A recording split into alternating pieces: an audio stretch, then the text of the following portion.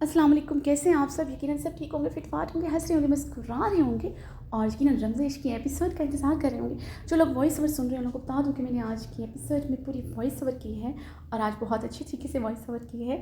तो जी थोड़ा-सा टाइम था, लाइक जल्दी से एपिसोड रेडी हो गई बिकॉज़ रोज़ एपिसोड दे रही हूँ तो वो 7,006 प्लस 1000 वर्ड्स पर मुश्तमिल होती है। 9000 10,000 समथिंग 12,000 तक भी हो जाती है, वो नहीं होती बिकॉज़ रोज़ एपिसोड तो 7,000 वर्ड्स तक ही लिखी जा सकती है, इससे ऊपर मेरी कैपेसिटी नहीं है। तो मुझे अपना रिव्यू ज़रूर दीजिएगा, इसलिए एपिसोड भी जल्दी रेडी होगी तो अपना रिव्यू ज़रूर दीजिए। ज़रान कमरे में दाखिल हुआ तो रमज़ेश तहरीन और आसिफ किस्त 118 पार्ट 2। ज़रान कमरे में दाखिल हुआ तो तमाम ज्वेलरी सेट कपड़े ज़मीन पर पड़े थे, वो कमरे में नहीं थी। ज़रान ने लब भीनते ज्वेलरी सेट उठाते हुए बेड पर रखे।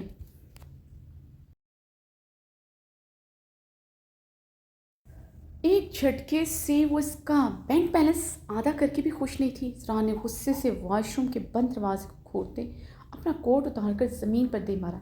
वो पूरी तरह झंझला कर रह गया था। समझ नहीं आ रहा था ब्रिज को कैसे हैंडल करे। अगर उसे सितारा खान की सच्चाई बताता तो क्या वो समझती? हज़ारों मर्तबा पलविशा के बारे में सफाइयाँ देने के बावजूद वो समझी नहीं थी। उसे ज़रा भी खबर होगी कि वो सितारा खान से तन्हाई में बंगले पर मिलता रहा है और इसकी और सितारा खान के बारे में मीडिया में मुख्तलिफ खबरें भी गर्दिश कर रही हैं। वो दोनों रिलेशन में हैं। क्या वो उस पर यकीन करेगी? वो समझ पाएगी ये सब कुछ? उल्टा वो इस पर उल्टा वो इसकी सारी सच्चाई उसके मुंह पर मार कर वही सोचेगी जो वो सोचना चाहती। उफ। जरा ने सोफे पर बैठे अपने घने बालों में उंगलियां फेरी। अब्दुल हक कुछ तो ऐसा कर रहा था जो वो समझ नहीं पा रहा था।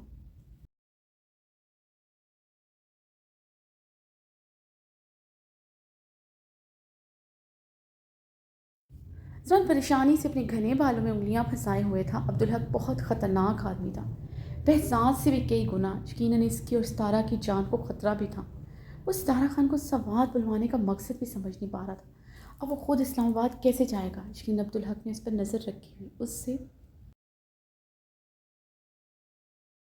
उससे पहले अब्दुल हक कुछ करे उसे अपना दाव पेच खेलना ही था।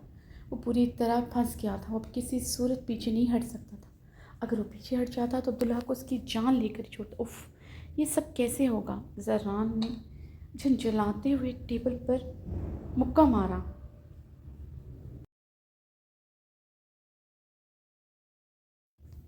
उसी लम्हे अब्रिश वॉशरूम से बाथरूम बाथ गाउन में भीगी जुल्फ़ों से बाहर आई थी।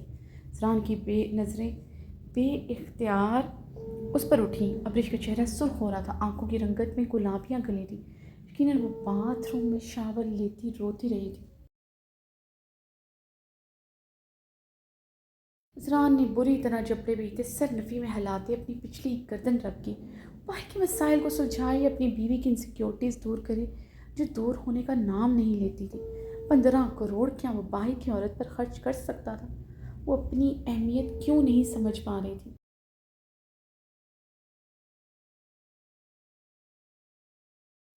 समझ पा रही थी उस पर 15 करोड़ ही नहीं, 1500 करोड़ भी बिला तामल खर्च कर सकता था। सान इस पर बेबाक गहरी निगाह डाली। घुटनों से ऊपर शार्ट बाथरूम में वो उसका दिल जिगर गुर्दा सब कुछ निकाल चुकी थी। दिल उछल कर हलक में ही अटक गया था। वो शावर लेकर अपना गुस्सा उतारती थी मगर शार्ट गाउन पहनकर उसका खून जलाकर उसके अंदर की आग भी भड़काती थी। जरान उसे गहरी इस्तेहकाक भरी निगाहों से देखते सोफे से उठता अब्रिश के मुकाबले आया। अब्रिश, तारा खान जस्ट मेरी पार्टी की मेंबर है, तुम्हें बता चुका हूँ सब कुछ। फिर ये रोना धोना क्यों?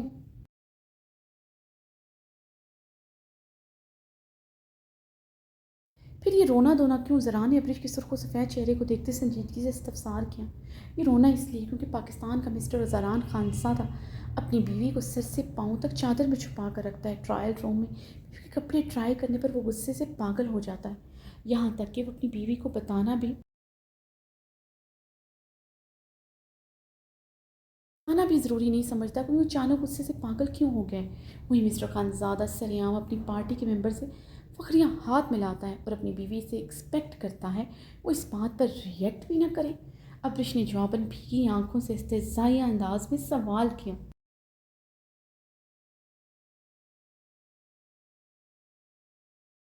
बीवी ने अच्छा खासा रिएक्ट किया है, एक ही लम्हे में शौहर का दिवालिया निकाल कर रख दिया है। और कैसे रिएक्ट करे ये मासूम बीवी, और कैसे वजाहत दे अपनी मोहब्बत का ये मासूम शौहर। जरान उसे कमर से थामे अपने करीब कर गया था।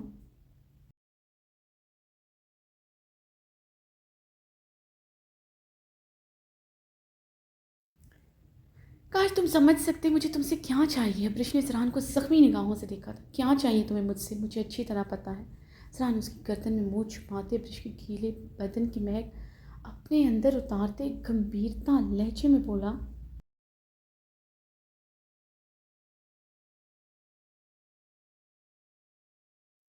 मिस्टर खानज़ादा, तुम वहाँ रोमांटिक हो जाते हो जहाँ होना नहीं चाहिए। जहाँ होना नहीं चाहिए वहाँ रोमांटिक हो जाते हो।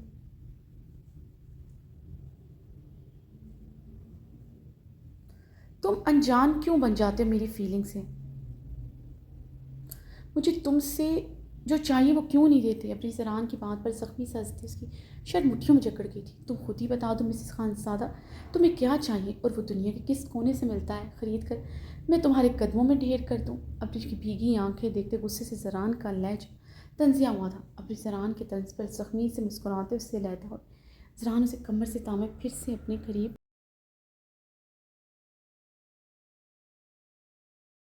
अपने करीब कर गया। मेरा इंतज़ार करना जाने मन, ड्रेसिंग रूम में तुम्हारे लिए कुछ स्पेशल रखा है। चाहता हूँ मेरे आने पर तुम मुझे वो पहन कर मिलो। तुम्हें सर से पैर तक चूम कर तुम्हारे सारे गिले शिकवे दूर कर दूंगा। जरान उसे कमर से जकड़े करीब करते बोला।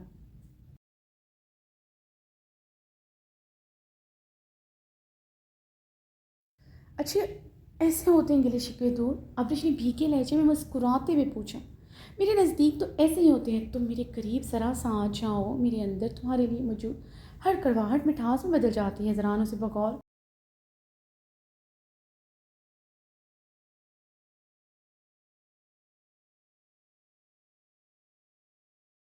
बगौर देखता उसके लबों पर अपने दहकते लफ्ज़ सख्ती से रख गया था। यानी तुम्हारे दिल में अभी भी मेरे लिए कड़वाहट है। अब्रिश ने भीखे लहजे में इस्तफसार करते उसकी शर्ट मुट्ठियों में सख्ती से जकड़े उसके लबों पर अपनी उंगलियां रखी थी।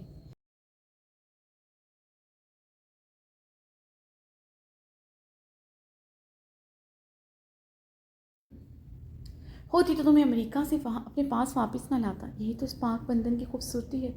जिस्मों के मलाप से दिलों की कड़वाहट तक ख़त्म हो जाती है। जहान उसकी उंगलियां अपने होंठों से हटाता उसकी गर्दन में अपनी घनी पेट सख्ती से रब की थी। अब्रिश सिसकी बरते हुए से दूर हुई।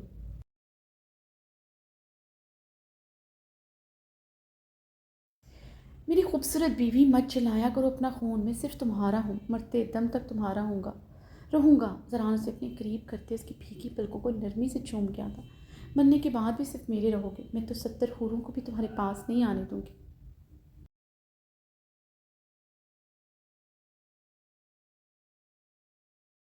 याद रखना तुम। अब्रिश उसकी शर्ट पकड़े से अपने करीब कर गई थी।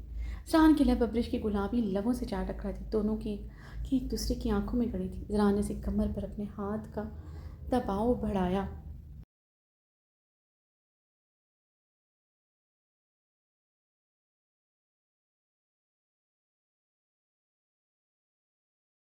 जुल्म मिसेस खानज़ादा, यहाँ भी एक वहाँ भी एक, कम से कम 70 नहीं 4 को ही मेरे करीब आने दे देना। जरा ने उसे गहरी निगाहों से देखते शरारती अंदाज में कहा।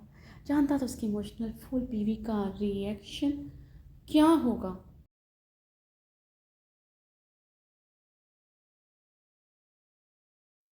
एक औरत की गुर्बत तुम्हारे लिए जुल्म है क्या।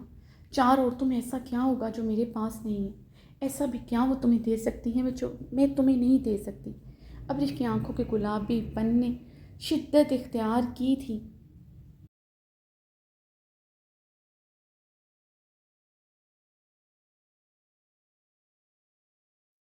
उफ, मेरी पोजेसिव बीवी, ये मिस्टर खानज़ादा जाए तो आखिर कहाँ जाए। जरान ने ठंडी आह भरी थी। मेरी पोजेसिवनेस तो दिखाई देती है तुम्हें, मेरी शदीद मोहब्बत नहीं दिखाई देती तुम्हें।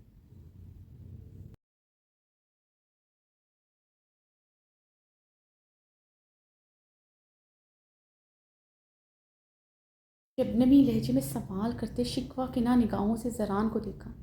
तुम्हारी शदीद मोहब्बत में आज रात बेड पर देख लूँगा। आज मुझे अपनी वाइफ की तरफ से वाइल्ड रोमांस चाहिए। जिस तरह का वाइल्ड इश्क करती है मुझसे, इस तरह का रोमांस की सारी रात में सो ना सकूँ।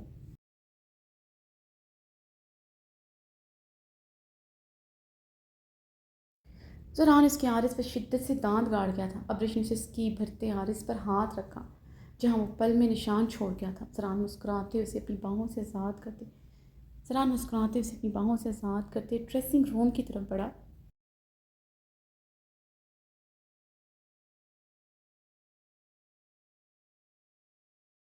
ज़रान, तुम्हारी मीटिंग तारा खान के साथ है क्या? अब्रिश के सवाल पर उसके कदम रुके थे। ज़रान ने उसके सवाल पर गहरा सांस लिया था। नहीं। ज़रान एक लफ्ज़ी जवाब देता और ड्रेसिंग रूम की तरफ बढ़ गया था।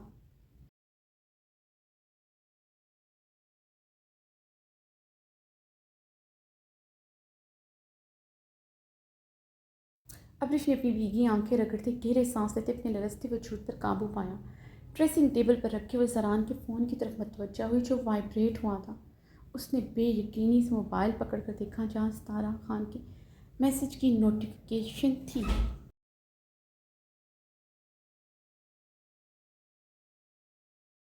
वेटिंग मैसेज पढ़ते अब्रिश के बदन की लड़जाहट में इजाफा हुआ था। ड्रेसिंग टेबल पर वो मोबाइल ड्रेसिंग टेबल पर रखते जल्दी से वॉशरूम की तरफ बढ़ते। शमन हड़ करते शावर के नीचे खड़ी हुई थी।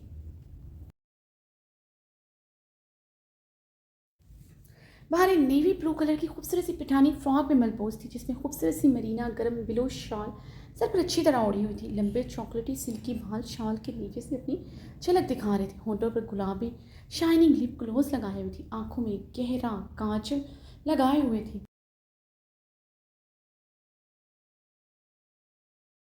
पलकों पर मस्कारे का कोट किया हुआ था। बेतहाशा खूबसूरत लग रही थी। हॉस्पिटल के अहाते में दाखिल होती ही उसने अपनी गिद्ध ओढ़ी हुई ब्लैक चादर उतार दी थी। उसे आज सुबह ही खबर मिल गई थी कि शहराम आज सुबह सुबह ऑस्ट्रेलिया से वापस आ गया था, मगर वो हवेली नहीं, हॉस्पिटल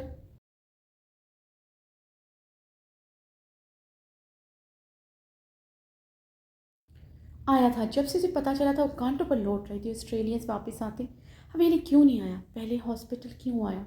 उसे सबसे पहले अपने बेटे बहराम से मिलना चाहिए था। बहराम से इम्पोर्टेंट तो उसे इस दुनिया में कोई नहीं होना चाहिए था।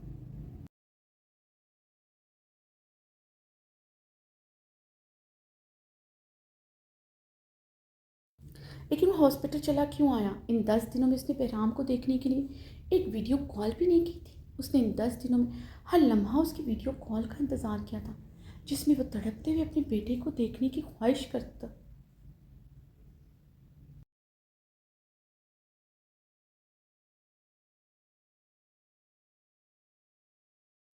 बीवी तो दूसरी मिल सकती है, उसका नेमल बदल हो सकता है, मगर अपने बेटे पहले बेटे से बढ़कर कुछ और अहम कैसे हो सकता है शहराम खान के लिए? इस सवाल ने उसके अंदर की घुटन और इज़्तिराब में इजाफा किया था। दिल में जलते कोयलों को शहराम की बेतनाई फिर से एक बार हवा दे गई थी। वहाँ जल चुकी थी कि उसका वजूद स्याह हो चुका था। इस जले हुए स्याह वजूद से भी चिंगारियाँ उठती उसे हर लम्हा राख का ढेर करती, इनमें आग भड़का देती। दहकती आग और खुद के अंदर कितना बर्दाश्त करती, दहकती अंदर आग और ख़ुद के अंदर कितना बर्दाश्त करती, उसका इंतज़ार किए बगैर हॉस्पिटल चले आई थी। भारी तेज तेज कदम उठाती कॉरिडोर से होते स्टाफ रूम में दाखिल हुई। स्टाफ रूम में बैठी बहुत डॉक्टर बहारे को देखकर खड़ी हुई थी। वेलकम डॉक्टर बहारे। डॉक्टर महान ने मुस्कुराते हुए बहारे से हाथ मिलाया।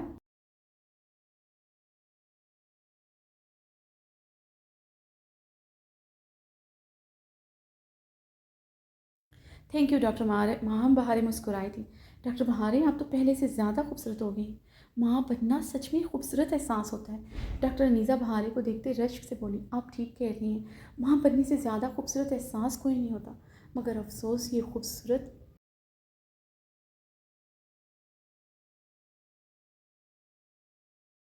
ये कोई ही महसूस करता है। माँ बनने के बाद खूबसूरत लम्हात हर किसी के नसीब में नहीं होते। भारी ज़ख्मी लहजे में बोलती मुस्कुराई थी। बारी की बात पर डॉक्टर अनायसा और डॉक्टर माहम ने एक दूसरे की तरफ उलझन भरी निगाहों से देखा।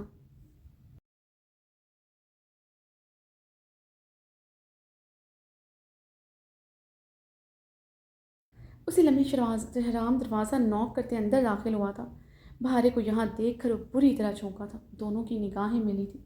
भारे उसे देखती उसी लम्हे निगाहें फेर कर रह गई थी। इस सितमगर को देखना ही नहीं था। शहराम उस पर से नजरें हटाना भूल गया था।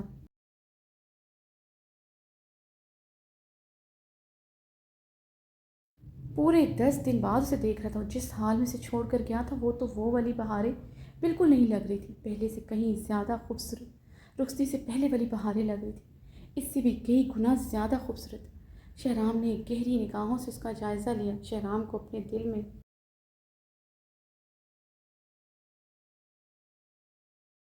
बहारे के लिए वही जज्बात फूटते महसूस हुए थे जो रुखसती से पहले थे। वैसे ही दीवानगी महसूस कर रहा था। ऐसे ही लग रहा था जैसे उसने कभी बहारे को छुआ ही नहीं। वैसे ही उसे देखते तड़प उठता था। आज भी तड़प उठा था। ये 10 दिन तो उसके लिए सदियों के बराबर थे। बहराम और अपने बहारे के राम के बगैर उसने कैसे गुजारे थे वो वही जानता था। बहराम तो इतनी शिद्दत से याद आता था, वो उसे वीडियो कॉल में देखने की हिम्मत नहीं कर सका था। शहराम को यूं दीवानों की तरह देखने पर डॉक्टर नीज़ा और डॉक्टर माहम के लबों पर जुम्मानी मुस्कुराहट बिखरी।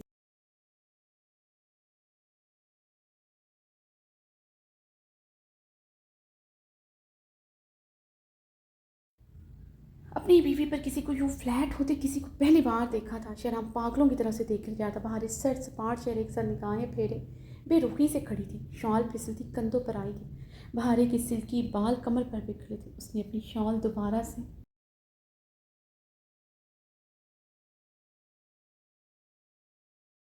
सर पर लेना ज़रूरी नहीं समझा था। शहराम ये देखकर बड़बड़ चला था। वो आज ज़रूरत से ज़्यादा ही तैयार हुई थी।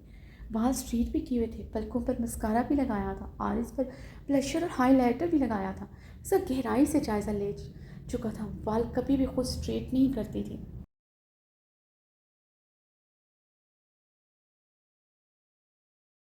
उस के बाद वो ही स्ट्रेट करता था, मगर आज तो लगता था उसने खुद पर बहुत मेहनत की थी और वो सच में नज़र लग जाने की हद तक खूबसूरत लग रही थी। शहराम ने खुद पर काबू पाते अपनी निगाहों का रुख डॉक्टर अनीसा और डॉक्टर माहम की तरफ किया।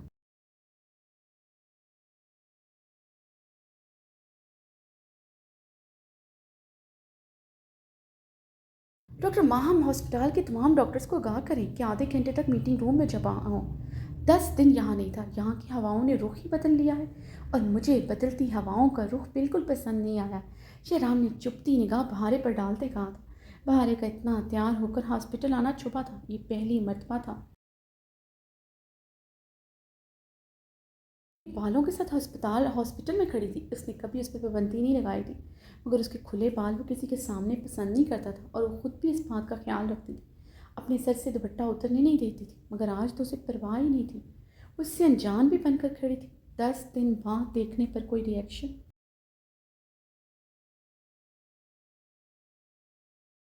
नहीं दिया था, बल्कि एक से दूसरी नज़र उस पर डाली नहीं थी। जी सर। डॉक्टर माहम ने इस बात पे सर हिलाया। 10 मिनट मतलब 10 मिनट। बहुत सी शिकायतें मिली हैं मुझे आप सबकी। जल्दी से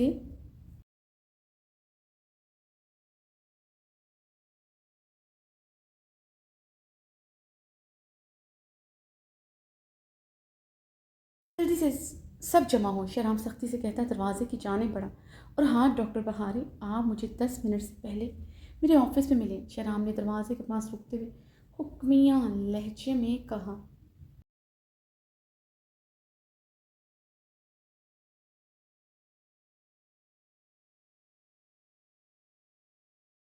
उसके हुक्म पर वैसे ही खड़ी थी जैसे सुना ही ना हो। बहारे का सर्ट से पार्ट रिएक्शन देखते शहराम का पारा हुआ हाई हुआ। मैं आपसे बात करता हूँ डॉक्टर बहारे। शहराम का सर लहजा ऊंचा हुआ था।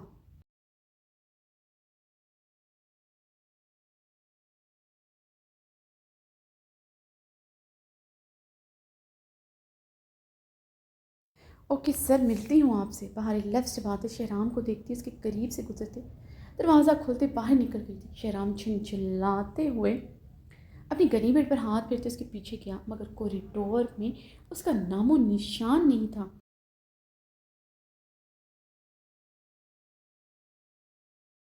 शहराम उसकी इतनी उजलत पर गुस्से से बल खाकर रह गया था। शहराम खुद पर काबू पाते अपने ऑफिस की तरफ बढ़ा। शहराम मीटिंग रूम में बैठा बहारे का इंतज़ार कर रहा था, जो अभी तक नहीं आई थी। तमाम डॉक्टर आ चुके थे मगर वो अभी तक नहीं आई थी। शहराम मीटिंग रूम में बैठा बहारे का इंतज़ार करता, जो अभी तक नहीं।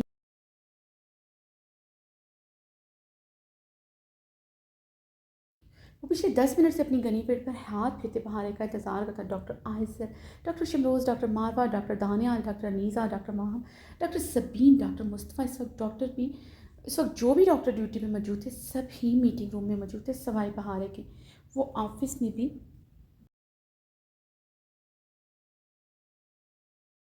इससे मिलने नहीं आई थी। तमाम डॉक्टर्स एक दूसरे को देखते शहराम के सर सपाट चेहरे को देख रहे थे। इसी असना में बहारे मीटिंग रूम का दरवाज़ा खोलकर अंदर दाखिल हुई। शहराम उसे देखता चेयर पर सीधा हुआ था।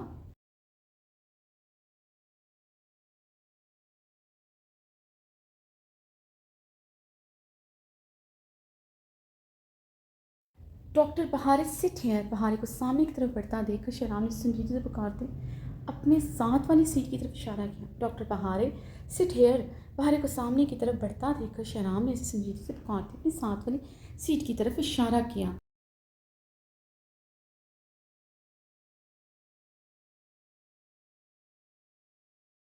आई think I am more comfortable here. बहार शहराम के साथ वाली खाली चेयर पर डॉक्टर आयसर को बैठा देखकर सर लहजे में बोलती डॉक्टर फुरकान के साथ वाली चेयर पर बैठे थे। बहारे की बात पर शहराम की बहारे की बात पर शहराम की रंगत सुर्ख हुई थी। बहारे को डॉक्टर फुरकान वाली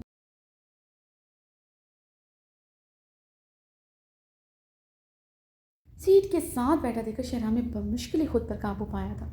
तमाम डॉक्टर ये सब देखते अपनी अपनी कुर्सियों पर अलर्ट होकर बैठे थे। शहराम के गुस्से से सब बखूबी वाकिफ थे।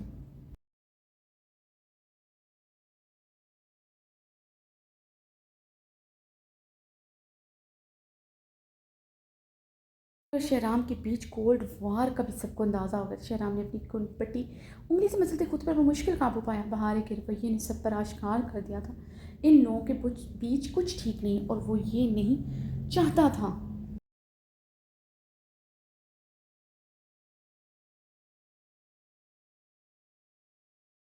सबसे बढ़कर से डॉक्टर फुरकान के साथ वाली चेयर पर बैठा देखकर दिल में भांपड़ से चले थे। शहराम के चेहरे में खतरनाक हद तक सुर्खियां खुली देखकर सबके चेहरे संजीदा हुए थे। मुझे बता सकते हैं आप डॉक्टर शमरोज, मेरे 10 दिन हॉस्पिटल में ना होने से ऐसा क्या हो गया कि यहाँ के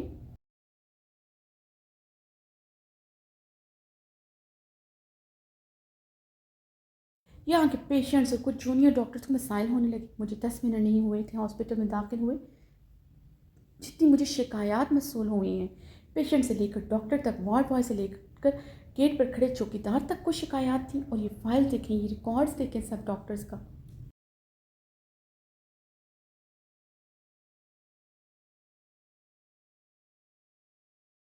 सब डॉक्टर्स ने एक छुट्टी तो की है, एक एक छुट्टी तो की है, क्या है ये सब।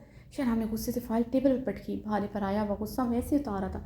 सीनियर डॉक्टर शमरोज से उसने कभी इस लबो लहजे में बात नहीं की थी, मगर आज तो उसका अंग अंग चल रहा था। उसकी बीवी उसकी बात की लाज ना रखते सामने किसी और डॉक्टर के साथ वाली कुर्सी पर बैठी थी। उसके सामने किसी और डॉक्टर के साथ वाली कुर्सी पर बैठी थी। शहराम, ऐसी बात नहीं है। डॉक्टर शमरोज वजाहती अंदाज में बोलते सीधे हुए थे।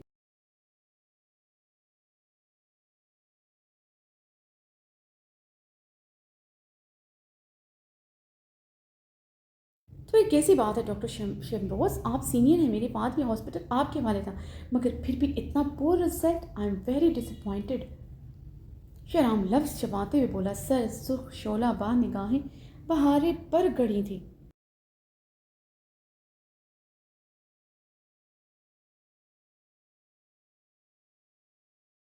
शहराम के अंदाज पर डॉक्टर शमरोज लब नीचे खामोश हुए थे। लेकिन सर, इसमें डॉक्टर शमरोज का कोई कसूर नहीं है।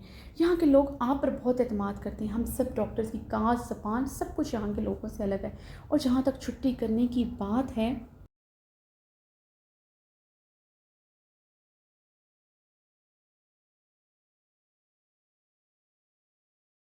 जब किसी डॉक्टर ने छुट्टी की है तो डॉक्टर शमरोज़ ने उस दिन डबल ड्यूटी दी है। डॉक्टर फुरकान ने अपनी चेयर पर सीधे होते संजीदगी से वजाहत दी। कहा, ज़बान अलग से होने से कुछ नहीं होता है, एतमाद दिलाना पड़ता है। अगर यहाँ के लोग आप डॉक्टर्स पर एतबार नहीं करेंगे तो किस पर करेंगे? मगर ज़िंदगी में हर जगह पर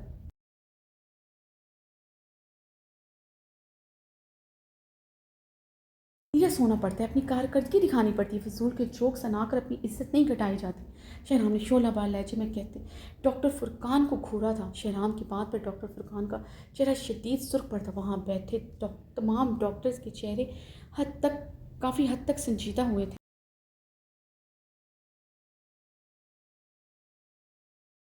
डॉक्टर फुरकान की इंसल्ट किसी को पसंद नहीं आई थी। शहराम का अंदाज़ किसी डॉक्टर को पसंद नहीं है। सबके चेहरों पर नागवारी लहराई। अगर आपको लगता है आपका हॉस्पिटल आपके बगैर कोई नहीं संभाल सकता तो आपको यहाँ से जाना ही नहीं चाहिए था। आई थिंक डॉक्टर फुरकान बिल्कुल ठीक कह रहे हैं।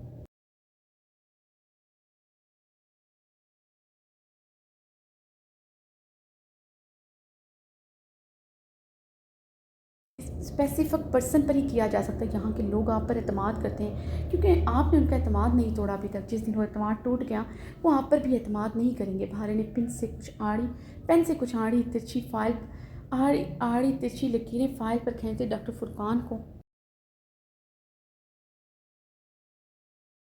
मुस्कुराते हुए देखते दूसरे पल शहराम को देखते संजीदगी से कहा। बहारी की बात पर शहराम की रंगत में खतरनाक हद तक सुर्खियां गली थी। उसके लबों से डॉक्टर फुरकान का नाम उसके अंदर शोले दहका गया था। उसकी बीवी होते सब डॉक्टर्स के सामने उसके मुखालिफ जा रही थी।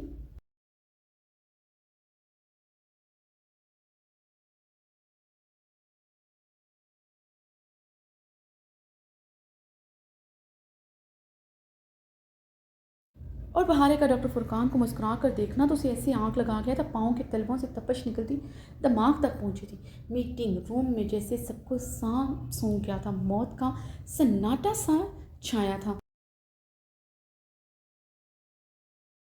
सब एक दूसरे को देखते। शहराम बहारे एक दूसरे की निगाहों में निगाहें गाड़ी थी। शहराम की आंखें खतरनाक हद तक सुर्ख हुई थी। बहारे की आंखों में इस्तेज़ायापन था। डॉक्टर शमरोज़, इस हॉस्पिटल को बाप नहीं देखना है। मेरे अब पाकिस्तान और अब्रोड के चक्कर लगते रहेंगे।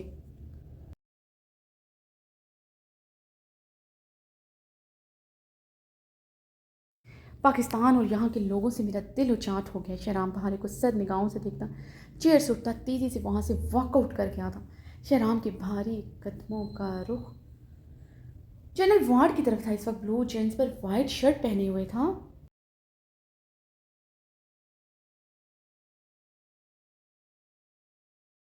जिस पर ब्लू स्लीवलेस स्वेटर पहने थे। शहराम का चेहरा सर्द और संजीदा था। आंखें अभी तक सुर्ख थी जिसकी सुर्खी कम होने की बजाय बढ़ रही थी। वो मुश्किल अपने ऊपर काबू पाया हुआ था। वो जब से हॉस्पिटल आया तो उसे शिकायतें मौसूल हो रही थी, इसलिए उसने पूरे हॉस्पिटल का राउंड लिया था।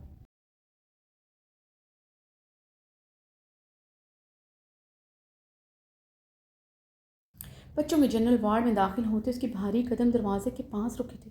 सफ़ेद रंगत में सुर्खियां सी घुली थी। वो सख्ती से चप्पड़े भींच गया था। बाहर डॉक्टर फुरकान के करीब खड़ी हाथ में पकड़ी फाइल पर कुछ डिस्कशन कर रही थी।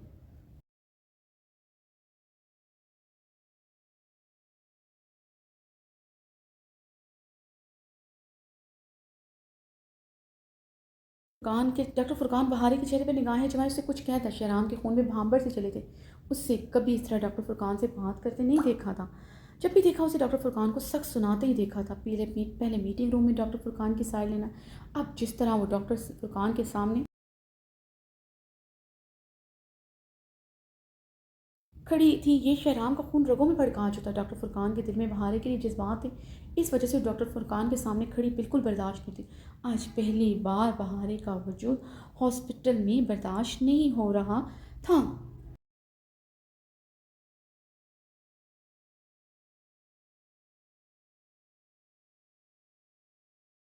शहराम अपने मुंह पर हाथ फेरता वार्ड के अंदर दाखिल होते मुख्तलिफ पेशेंट्स की तरफ बढ़ा।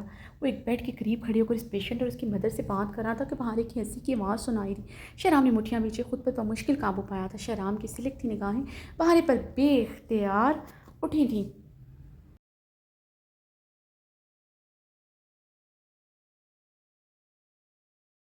उसके सर से सिरकती शाल कंधे पर आई। शहराम की आंखों की सुर्खी ने शिद्दत इख्तियार की थी। उसी लम्हे वो शाल सर पर जमा चुकी थी, मगर शहराम के वजूद पर खोलता पानी अंडे जो गुस्से से बहारी और डॉक्टर फुरकान की तरफ बढ़ा।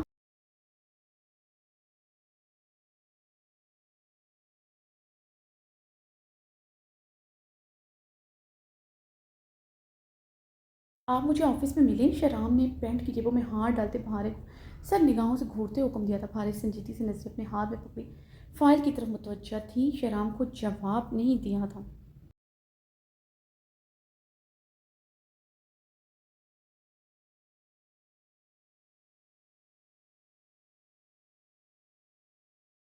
मैं आपसे कह रहा हूँ डॉक्टर बहारी, मुझे मेरे ऑफिस में आकर मिले। शहनाम गुस्से से लफ्ज़ चबाते अब की बार गराया। हॉस्पिटल में कुछ मरीज भी उनकी तरफ मतवजह। डॉक्टर फुरकान संजीदगी से पेशेंट की तरफ मतवजा हो गए थे। जी, बहारे ने फाइल की तरफ देखते कहा।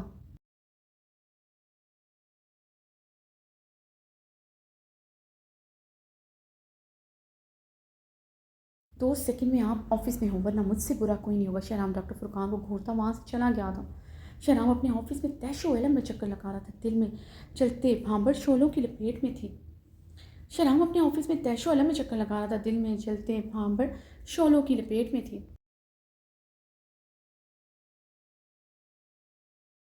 बात इसका किसी मेल डॉक्टर से बात करना नहीं था, बल्कि डॉक्टर फुरकान से बात करना थी, जो इसकी बीवी के लिए अपने दिल में जज्बात रखता था। जिस तरह डॉक्टर फुरकान से हंसकर बात करी थी, उसके अंदर ईंधन दहका चुके थे।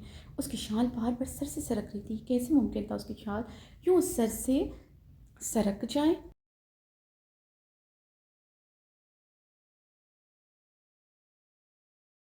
वो अपनी चादर का बेहद ख्याल रखती। सर से चादर सरकने का मतलब था जैसे उसने जानबूझकर सरकाई हो।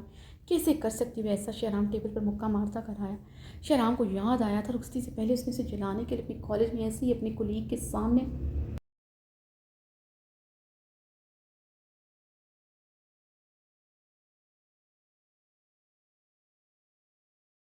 उसने सर से दुपट्टा उतार कर उसे जलाया था। शहराम वो याद करके सिलक कर रह गई थी, यानी वो उसे आज भी जला रही थी।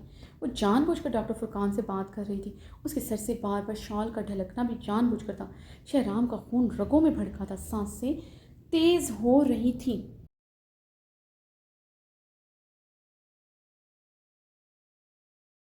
शहराम ने टेबल पर हाथ मारते सामने लगी वॉल क्लॉक की तरफ नजरें दौड़ाई। 10 मिनट हो गए थे, वो अभी भी नहीं आई थी। शहराम ने मुंह पर हाथ फेरते गहरे सांस ली। दूसरे ही लम्हे वो ऑफिस से निकलता तेज तेज कदमों से जनरल वार्ड की तरफ बढ़ा।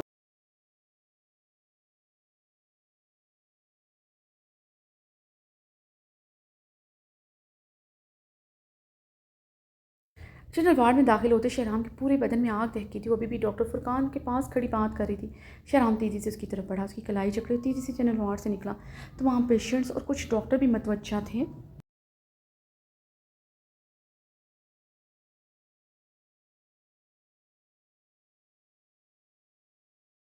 डॉक्टर फुरकान परेशानी से अपने घने बालों में उंगलियां फेर कर रह गया था। छोड़ो शहराम, मुझे कॉरिडोर से गुजरते भारी अपनी कलाई छुड़ाते हुए दबे अंदाज में चलाई थी। शहराम ने पलटते होंठों पर उंगली रखते हुए सर निगाहों से देखते खामोश रहने को कहा।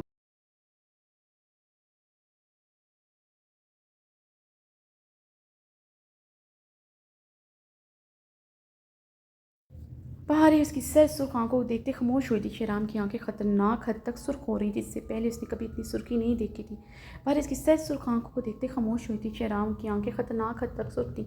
इससे पहले उसने कभी इतनी सुर्खी नहीं देखी थी।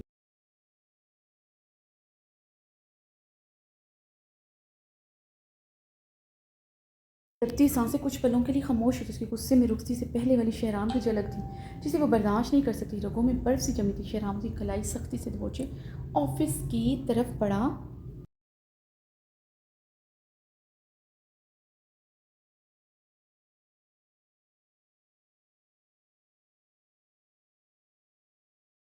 ऑफिस में दाखिल होते शहराम ने दरवाज़ा धार से बंद कर उसे दरवाजे के साथ पटका। शहराम, क्या हुआ? ये क्या तरीका है मुझे ऐसे खींच कर लाने का? सब क्या सोच रहे होंगे? शहराम बाहर शहराम की सर सुर्ख आंखों में देखते अपने अंदर के डर पर काबू पाते हो राई।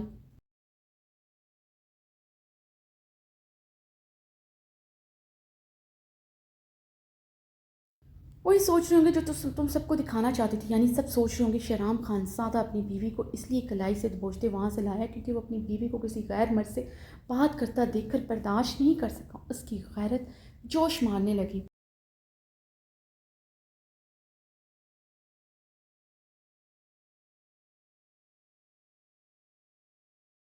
वो अपनी बीवी को कलाई पकड़े वहाँ से ले आया। शहराम गुस्से से हलक के बल दहाड़ा था।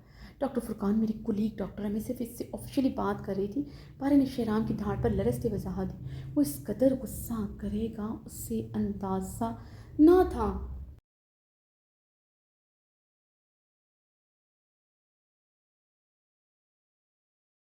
गुड जोक, शराम इस्तेज़ाइया हँसा था।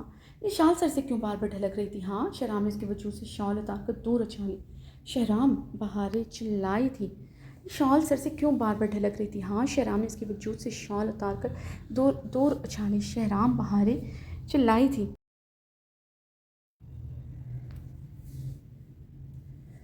चिल्लाओ मत मेरे सामने, खबरदार तुम चीखी। तुम्हारे हलक में हाथ डालकर ज़बान खींच लूँगा। शहराम उसके दोनों अतराफ में हाथ रखते उसकी आंखों में देखते अपनी तपश ज़दा सांसें उसके चेहरे पर छोड़ते वो राया।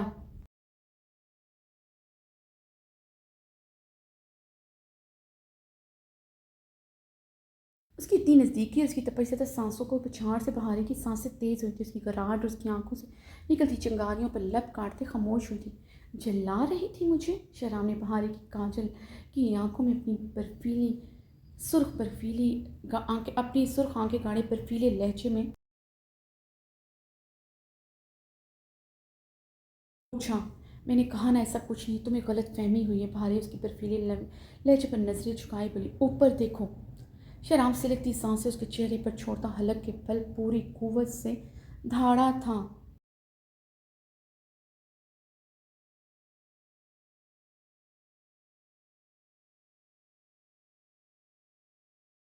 भारे ने घबराते हुए जल्दी से अपनी निगाहें शहराम पर गाड़ी।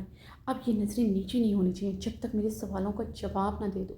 ये आंखें मेरी आंखों में गड़ी रहनी चाहिए। शहराम सर लहजे में फंकारा।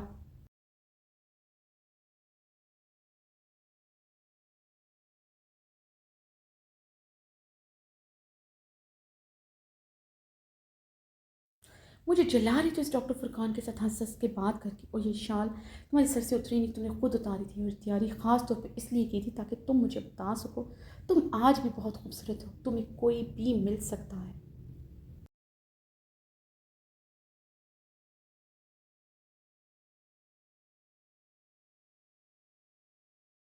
शहराम ने खून उतरी आंखें उस पर गाढ़े बर्फीले लहजे में सवाल की। मैंने कहा तुम्हें गलत फहमी हुई है, ऐसा कुछ नहीं। पर शहराम की आंखों में देखते कप कपाते लबों से बोली,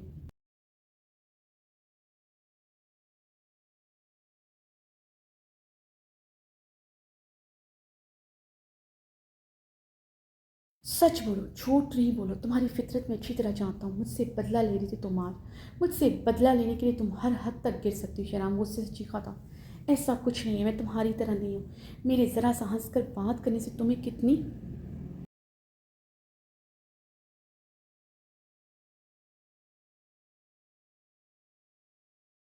तकलीफ़ हो रही है। सोचो जो तुमने मेरे साथ की मुझे कितनी असियत होगी। Just shut up, just shut up.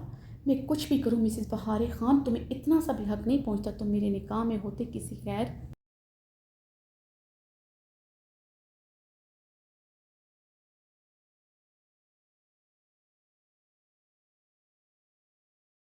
मर्द के मतलब तन्हाई में भी बैठ कर एक लम्हे के लिए सोचो। कजा के बात करना तो दूर की बात है।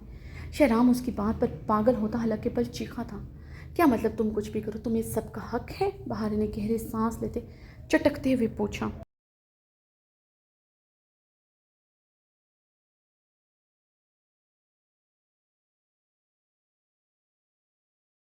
हाँ मुझे हक है, मैं दूसरा तीसरा निकाह कर सकता हूँ, मगर तुम्हें मेरे निकाह में होते मुझे चिल्लाने का भी हक नहीं, समझी तुम? शहराम इसके अतराफ में दरवाजे पर पूरी कुव्वत से हाथ मारता गरजा था। उसके दूसरे तीसरे निकाह वाली बात पर वो पागल हुई थी। आंखों की शबनम बढ़ते सुर्खी इख्तियार कर गई। वही निकाह जो तुम करने जा रहे थे, वही हक जो तुम मेरा किसी और को देने जा रहे थे, क्योंकि तुम्हें खुदा ने हक दिया है। जब तुम्हें खुदा ने हक दिया है तो फिर क्यों अपनी बीवी अपनी औरत से वादा करते हो तुम सिर्फ उसके हो? क्यों रातों को अपनी बीवी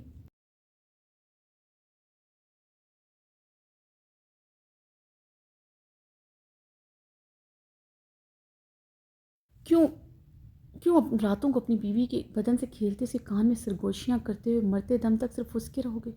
क्यों अपनी बीवी से ऐसा इश्क करते हो, उसे ऐसा लगता है उस दुनिया की है ही नहीं? क्यों ऐसे लफ्ज़ बोलते हो जिसे सुनकर लगता है ये लफ्ज़ कोई बोल ही नहीं सकता? क्यों उसे बताते हो कि वो तुम लोगों के लिए जन्नत की हूर है? पहले दिन की सेज पर क्यों नहीं कहते मुझे खुदा ने हक दिया है बेवफ़ाई का? मैं अनकरीब तुम्हारी जगह, तुम्हारी सेज, तुम्हारा घर, तुम्हारी हर चीज़ किसी दूसरी औरत को दे दूँगा। क्यों नहीं कहते शहराम खान? क्यों नहीं कहते शहराम खान? ताकि वो आम औरत जिसे तुम ख़ास बनाते हो,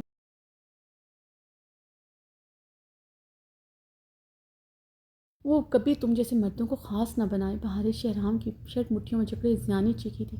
नहीं दूँगा तुम्हें कोई जस्टिफ़िकेशन, नहीं दूँगा तुम्हें कोई वज़ाहत, नहीं दूँगा अब तुम्हें अपनी बेगुनाही के सबूत। नहीं बताऊँगा मैं तुमसे कितना वफ़ादार हूँ जो तुमने आज किया है।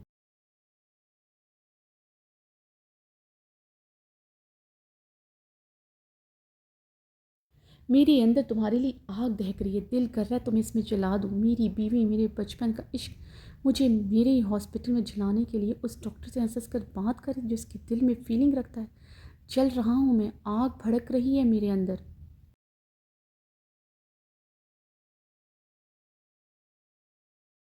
मेरी गैरत मुझे थप्पड़ मारी। शराम ने टेबल की तरफ गुस्से से बोलते हुए टेबल पर पूरी कुव्वत से हाथ मारे थे। अगर इतनी गैरत तुम्हारे अंदर जागी तो डॉक्टर फुरकान को अभी तक इस हॉस्पिटल से निकाला क्यों नहीं?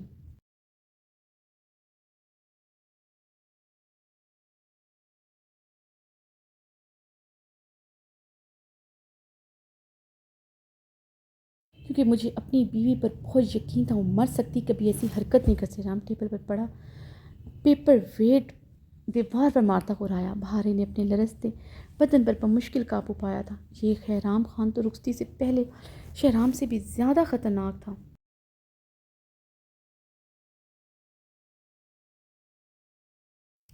लेकिन अब ना डॉक्टर फुरकान हॉस्पिटल में रहेगा न तुम। शहराम सर लहजे में कैसे सुर्ख आंखों से देखते लफ्ज़ जबाते बोला, क्या मतलब इस बात का? बरहारे ने दरवाजे में समाते भीगे लहजे में पूछा।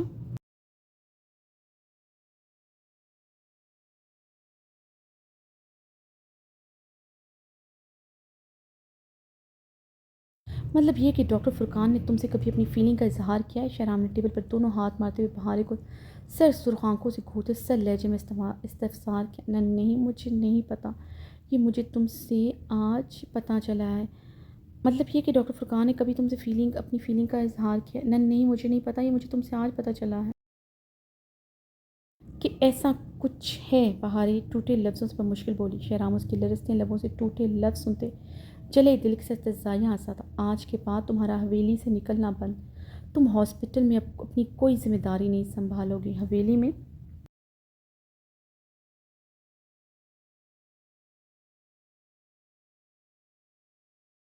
रहने वाली बाकी औरतों की तरह अब तुम अब अपनी ज़िंदगी गुजारोगी, बहराम को संभालोगी जिसे तुम्हारी ज़रूरत है। शहराम ने सीधे होते सर बर्फीले लहजे में हुक्म देते अपना फ़ैसला सुनाया।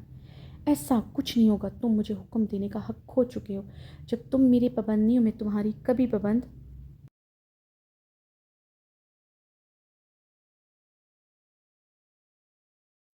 नहीं होंगी। इस हॉस्पिटल से निकालोगे, मैं किसी दूसरे हॉस्पिटल को ज्वाइन कर लूँगी।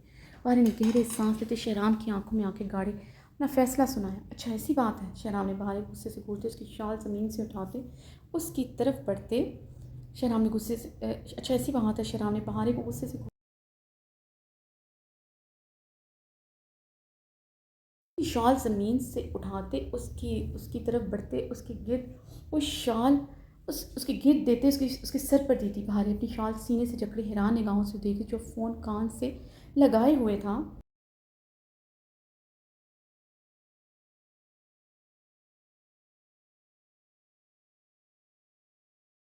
का गाड़ी हॉस्पिटल के अंदर लेकर आए, 2 मिनट में पहुँचे। वो चीखा था, आज के बाद जो गाड़ी तुम्हारे इस्तेमाल में थी अब वो नहीं रहेगी। ना रहीम काका तुम्हारे ड्राइवर के तौर पर कोई भी फ़राइज़ सर अंजाम देंगे।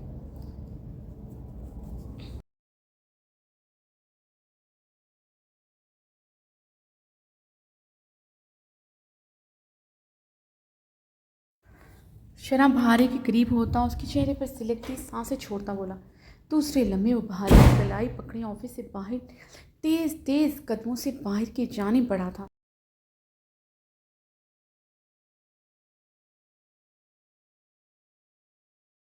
शराब बहारे अपनी शाल अच्छी तरह बहारे सर पर अपनी ओढ़े शाल सीने अच्छी से तरह जकड़ी से उसके सर पर मुश्किल चल रही थी। उसके कदमों का मुकाबला करना मुश्किल था उसके लिए। शहराम ने गाड़ी के करीब आते पिछला दरवाज़ा खोलते से बिठाते दरवाज़ा ज़ोर से बंद किया था।